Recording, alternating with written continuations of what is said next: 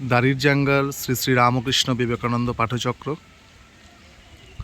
সুন্দরবনের সন্দেশখালী থানার অন্তর্গত একটি গ্রাম, দাড়ির জঙ্গল গ্রাম এবং একটা দ্বীপ, সন্দেশখালী দ্বীপ, চারিদিকে জল, তার মধ্যেই একটি গ্রাম দাড়ির জঙ্গল। সেই গ্রামে একটি আশ্রম। এই আশ্রমটি আজ প্রায় 40 বছরের কাছাকাছি পুরানো হয়ে গেছে।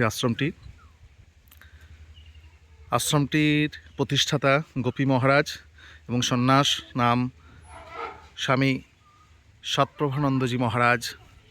ওনার নিরলস কঠোর তপস্যা, পরিশ্রম সমস্ত কিছু নিযুক্ত এই আশ্রমের উপর। আজও তিনি নিরলস একাগ্রচিত্তে ঠাকুরমা স্বামীজির পূজা, অন্যের মঙ্গল কামনা এবং তপস্যা করে চলেছেন। এই মন্দিরটি রূপায়ণ হচ্ছে। মন্দিরটি সম্পূর্ণ রূপায়ণে প্রায় খরচ 1 কোটি টাকা। আশ্রমটি মোট 8 বিঘা জায়গার উপরে অবস্থিত এবং সেই জায়গার উপরেই এই মন্দিরটি হচ্ছে। সম্মিলিত ভক্তবৃন্দ এবং ঠাকুরমা স্বামীজির প্রতি যাদের ভক্তি, শ্রদ্ধা, ভালোবাসা আছে এবং দীক্ষিতের দ্বারা তাদের অনুদানে এই মন্দিরটি কাজ আপাতত এই পর্যন্ত হয়েছে। এখনও অনেক অর্থের প্রয়োজন এটাকে সম্পূর্ণ রূপ দিতে গেলে। আশ্রমে অনেক কর্মকাণ্ড চলে।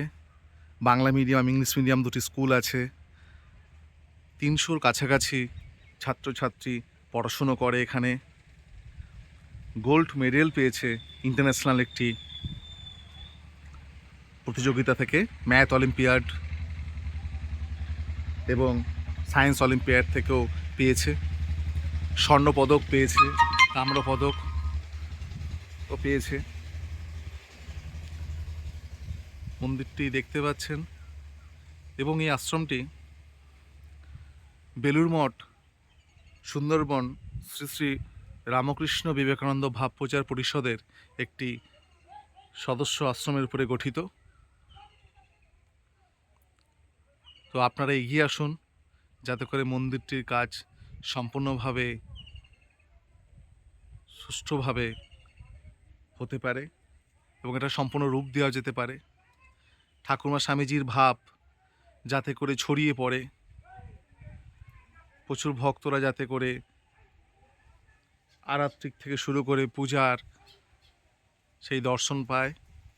ছোট করে একটি মন্দির ভিতরে আছে এবং এই মন্দিরটি বড় করে তৈরি করা হচ্ছে। প্রায় শেষের পথে আপনারা দেখতে পাচ্ছেন। আপনাদের কাছে আশ্রমের তরফ থেকে করজোড়ে আবেদন করছি, প্রার্থনা করছি, আপনাদের আর্থিক সাহায্য পেলে পরে সম্পূর্ণভাবে এটি বাস্তবায়িত করা যাবে, রূপ দেওয়া যাবে। আপনারা আপনাদের সাহায্যের হাতটা বাড়িয়ে দিন। জয় ঠাকুর, জয় মা, জয় স্বামীজি।